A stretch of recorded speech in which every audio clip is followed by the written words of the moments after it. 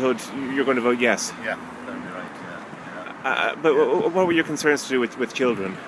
Well, I don't think it's right that either two men or two women should be bringing up children on their own.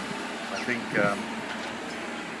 I think that it's more natural that you have a father and mother, because if you're two men and you're rearing a little girl I think that the mother would have way more influence on her while she'd be growing up, and it's in the growing up years that they need their mother I'm not saying that the father wouldn't do a good job or anything like that, and I have no problem whatsoever with consenting adults living together. But when it comes to the children, I'd have a problem.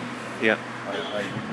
And at the same time, you're going to vote yes. Yes, I am. And you think a lot of your peers will vote yes as well. Oh, I think so. Yeah. They'll be voting yes now to same-sex marriage. But when it would come to bringing up children and that kind of thing, I think that would be a different story after that.